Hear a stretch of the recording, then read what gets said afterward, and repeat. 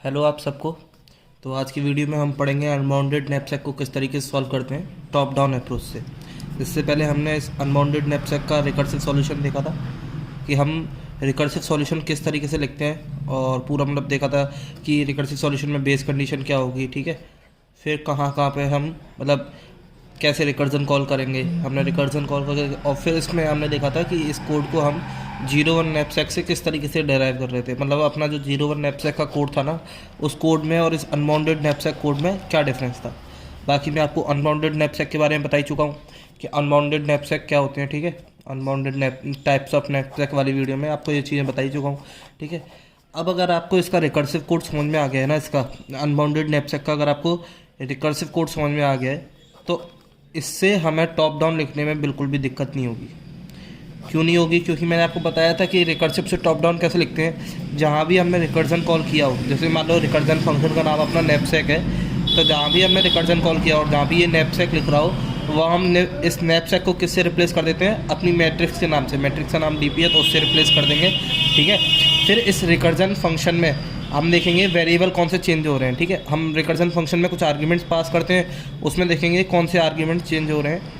हमने देखा कुछ आर्ग्यूमेंट्स चेंज हो रहे हैं, तो जो आर्ग्यूमेंट्स चेंज हो रहे होंगे ना, वही इस मैट्रिक्स की अपनी डायमेंशन हो जाएगी, ठीक है।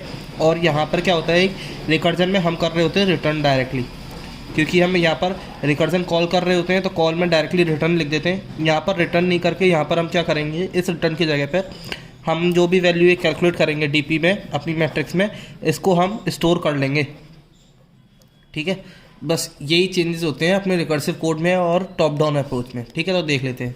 तो देखो यहाँ से देखते हैं, अपना पहले रिकर्सिव कोड देख लेते हैं इसका कि अपना रिकर्सिव कोड क्या था, ठीक है। तो मैं एक साइड रिकर्सिव कोड लिखूंगा, थोड़ा छोटा छोटा लिखूंगा, देख लेना है। बाकी कोई ऐसा डिफरेंस नहीं है यार, पता है। ये वीडियो भी ज़्यादा लंबी नहीं होगी। आप रिकर्सिव कोड से, आप मैंने बोला था आप खुद लिख के देखना, आपको आ गया होगा। बाकी मैं बता देता हूँ एक बार, ठीक है। तो देखो अपना रिकर्सिव कोड क्या था। रिकर्सिव कोड था इफ़ अपना weight array weight of n-1 is less than equal to W, ये अपनी कंडीशन थी। तो कंडीशन दोनों जगह सेम रहेगी, तो आपको पता है कंडीशन में कोई भी चेंज हम नहीं करते हैं। यहाँ पर हम डायरेक्टली रिटर्न कर रहे थे, रिटर्न और मैक्स, हमें मैक्सिमम वैल्यू चाहिए थी। उसके बाद हमने क्या किया था, हमने पहले एलिमेंट को इंक्लूड किया था तो उसकी वैल्यू प्लस कर दी थी, और यहाँ पर हमने नैपसैक कॉल कर दिया था, ठीक है। ये नैपसैक हमने कॉल कर दिया, नैपसैक कॉल किया तो हमने इसमें वेट एरे पास किया अपना, ठीक है। वेट एरे पास किया, इसमें फिर हमने अपना वैल्यू एरे पास किया, वैल्यू एरे पास किया, वेट एरे पास किया। उसके बाद हमने एलिमेंट इंक्लूड कर लिया है, तो मैक्सिमम वेट में से उसका वेट घटा देंगे, ठीक है। तो उसका वेट घटाएंगे तो क्या आएगा, n-1 आ जाएगा, ठीक है, यहाँ पर। और उसके बाद फिर अपने n एलिमेंट को पास कर देंगे। ये क्यों पास किया है, क्योंकि हमने उस एलिमेंट को इंक्लूड किया है और उसे हम दोबारा कंसिडर कर सकते हैं, ठीक है। अब एक कंडीशन आई कि हम अपने एलिमेंट को इंक्लूड नहीं कर रहे हैं, तो नैपसैक फंक्शन कॉल किया, वेट एरे पास किया, वैल्यू एरे पास किया, और हमने इंक्लूड नहीं किया तो ये W रहेगा और ये n-1 हो जाएगा, ठीक है। ये n-1 क्यों हुआ है, क्योंकि हमने उसे डिस्कार्ड कर दिया है, तो हम उसे दोबारा कंसीडर नहीं करेंगे, ठीक है। और फिर हम एल्स वाले में आ जाएंगे। एल्स वाले में हम क्या करते हैं कि हमारा जो वेट है वो ज़्यादा है, अगर ज़्यादा है हमारा वेट जो एलिमेंट का मैक्सिमम कैपेसिटी है, तो उसे हम इंक्लूड कर ही नहीं सकते। तो हम directly return knapsack weight array pass करेंगे। ये वेट एरे पास कर दिया, वैल्यू एरे पास कर दिया, W और n-1, क्योंकि यहाँ पर इंक्लूड कर ही नहीं सकते हैं। ये हो गया अपना इसका रिकर्सिव कोड, ठीक है। तो ये अपना रिकर्सिव कोड हो गया, ठीक है, ये पूरा। अब इसमें चेंजेस देखेंगे हम कि इसको हम टॉप डाउन में कैसे चेंज करेंगे, ठीक है। तो टॉप डाउन देख लेते हैं, ये अपना रिकर्सिव कोड ऐसे यहाँ रखते हैं, ठीक है। टॉप डाउन देख लेते हैं। देखो टॉप डाउन में क्या होगा, आपको ये तो पता है टॉप डाउन में क्या करते हैं हम। टॉप डाउन में सबसे पहले हम एक मैट्रिक्स भी डिक्लेयर करते हैं। मैंने आपको ये बताया था कि इसकी जो डायमेंशन होती है, इनको किस तरीके से चेक करते हैं। जो भी अपना फंक्शन होता है, जहाँ भी अपना रिकर्जन कॉल किया होता है, ये रिकर्जन कॉल किया है, ये रिकर्जन कॉल किया है, ये रिकर्जन कॉल किया है, यहाँ देखते हैं कि इन चारों आर्ग्यूमेंट में से कौन कौन सी वैल्यू चेंज हो रही है, और वो इस मैट्रिक्स की अपनी डायमेंशंस हो जाती हैं, ठीक है। तो ये तो मैं आपको पहले बता ही चुका हूँ। अब हम देख रहे हैं कि इसका जो रिकर्सिव कोड था अनबाउंडेड नैपसैक का, इसको हम अपना टॉप डाउन में कैसे चेंज करेंगे, ठीक है।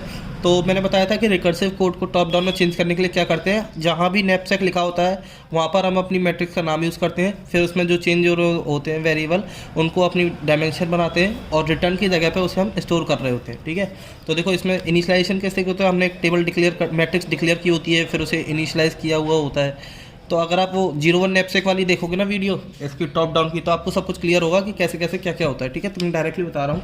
तो देखो यहाँ पर ये जो बेस कंडीशन है, ये बेस कंडीशन तो यहाँ भी सेम रहेगी, तो बेस कंडीशन भी वही रहेगी। देखो if weight of n-1 is less than equal to W, ये अपनी बेस कंडीशन है, ये यहाँ पर सेम रहेगी बिल्कुल। ठीक है, अब उसके बाद ये हो गया। ठीक है, और ये ना टॉप डाउन में क्या होगा कि टॉप डाउन में हम फॉर लूप लगा रहे होंगे, 2 फॉर लूप लगते हैं। ठीक है, ये भी आपको पता है कि 2 फॉर लूप लगते हैं। तो फॉर लूप में I और J होता है, तो I n पे चलता है, J W पे चलता है। तो ये कंडीशन बस यहाँ पर ऐसे चेंज होगी।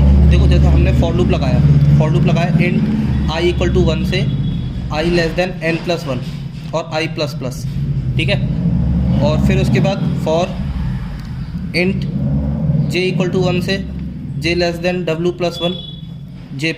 इस तरीके से 1 क्यों लिया है, क्योंकि 0 हम इनिशियलाइजेशन में यूज़ कर चुके होंगे। उसके बाद अब ये इफ़ कंडीशन यहाँ कैसे चेंज होगी, ये इफ़ कंडीशन यहाँ चेंज होगी if weight of I-1 is less than equal to J। बस ये चेंजेस आएंगे इस मतलब इस कंडीशन में कि n की जगह I आ जाएगा, क्योंकि I अपना n पे वेरी कर रहा है और J अपना W पे वेरी कर रहा है, तो W की जगह J आ जाएगा। ये अपनी इसकी इफ़ कंडीशन हो गई। ठीक है, अब हम इफ़ कंडीशन में अंदर आएंगे। इफ़ कंडीशन में क्या बोल रहा है, देखो हमने इसमें क्या लिखा था, इफ़ में डायरेक्ट हमने रिटर्न लिखा था और यहाँ से हम मैक्स ले रहे थे। तो देखो मैक्स में तो कोई चेंज होता नहीं है, मैक्स में चेंज नहीं होगा, वैल्यू हम यूज़ करेंगे ही। बस यहाँ पर नैपसेक जहाँ लिख रहे हैं हम, वहाँ पर अपनी मैट्रिक्स का नाम यूज़ करना होगा। हमारी मैट्रिक्स का नाम मान लो अगर DP है, तो हम क्या करेंगे, देखो रिटर्न में रिटर्न लिखा है, तो रिटर्न की जगह पे भी मैंने आपको बताया था कि रिटर्न की जगह पे हम अपनी वैल्यू जो कंप्यूट करते हैं उसे स्टोर करते हैं। तो हम स्टोर करेंगे इस वैल्यू को, तो हम स्टोर करेंगे DP ऑफ I, J में स्टोर करेंगे। और उसके बाद अपनी मैक्स तो है ही, तो मैक्स यहाँ भी आएगा मैक्स। ठीक है, मैक्स के बाद अपनी वैल्यू प्लस करेंगे। ठीक है, अब देखो यहाँ पर हमने वैल्यू लिखी थी n-1 और n हमारा यहाँ पर किस पे वेरी कर रहा है, I पर, तो यहाँ पर वैल्यू किस पे आएगी, I-1। ठीक है, I-1 plus value of I-1 plus DP of I, यहाँ पर देखो ये n है तो I आ जाएगा, और W minus weight of n-1 है तो ये आ जाएगा W माइनस मतलब W की जगह J आ जाएगा, क्योंकि J अपना W पे वेरी कर रहा है, तो J minus weight of I-1 ये आ जाएगा। मैं अगर इस इफ़ कंडीशन को यहाँ लिखूँ, थोड़ा सा यहाँ पर स्पेस नहीं मेरे पास, तो देखो इस तरीके से होगा, if weight of I-1 is less than equal to J। ठीक है, DP of I, J is equal to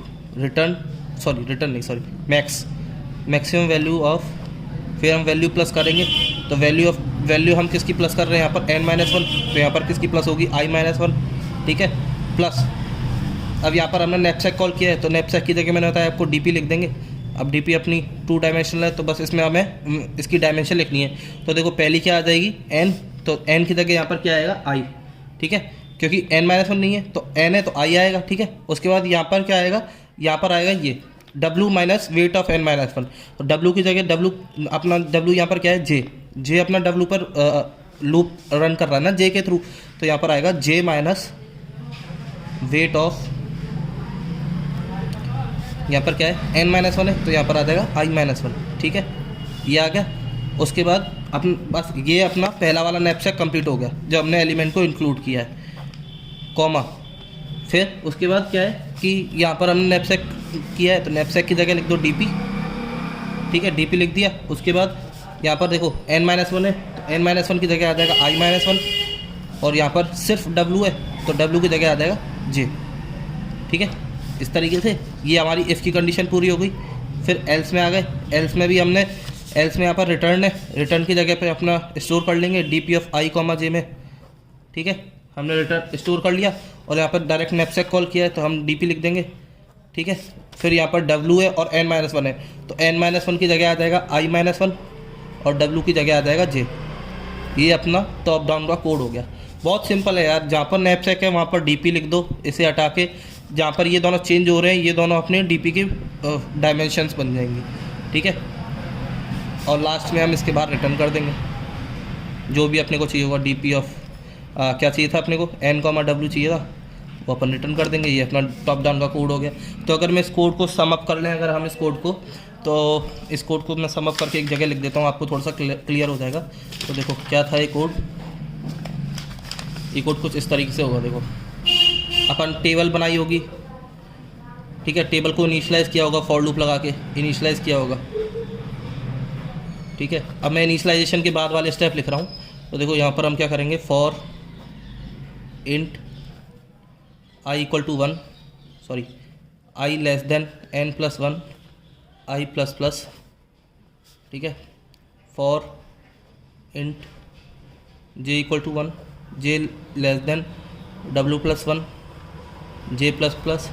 फिर आ जाएगी अपनी इफ़ की कंडीशन आ जाएगी यहाँ पर। तो देखो इफ़ की कंडीशन अगर मैं लिखूँ तो देखो इफ़ की कंडीशन आ जाएगी वेट एरे जो है अपना, weight of I minus 1 is less than equal to J, ठीक है।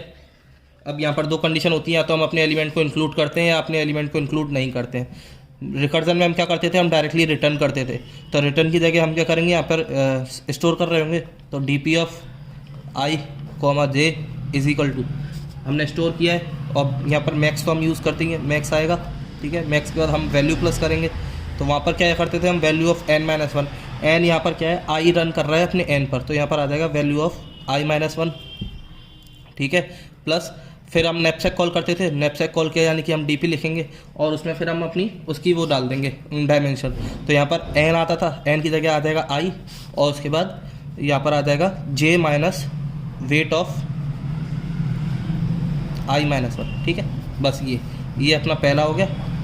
फिर हमने एलिमेंट को अगर इंक्लूड नहीं किया है, अगर एलिमेंट को इंक्लूड नहीं किया है तो हम उसमें लिखेंगे D P of I minus 1 comma J, ठीक है। इसमें से अपन मैक्सिमम चूज़ कर लेंगे और उसके बाद यहाँ पर एल्स में आ जाएंगे, ठीक है।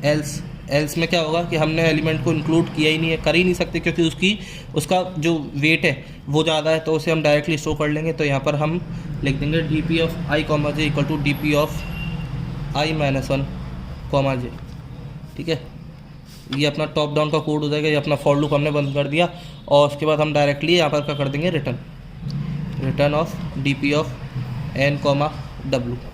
बहुत सिंपल है, बस आपको ना ये वाला कोड लिखना आना चाहिए। ये जो कोड है ना, ये रिकर्सिव कोड, अगर आपको रिकर्सिव कोड आ गया ना तो आपको डीपी में कहीं प्रॉब्लम नहीं आएगी, ना मेमोराइजेशन ना टॉप डाउन, सब कुछ जो है वो रिकर्सिव कोड के थ्रू ही होना है, ठीक है। अब देखो हमने रिकर्सिव कोड से कितना आसानी से टॉप डाउन लिख लिया, ठीक है। तो बस यही था इसमें, टॉप डाउन ऐसे ही लिखते हैं, सिंपल सा ही है, ज़्यादा टफ नहीं है। बाकी मिलते हैं अगली वीडियो में। Thanks for watching this video.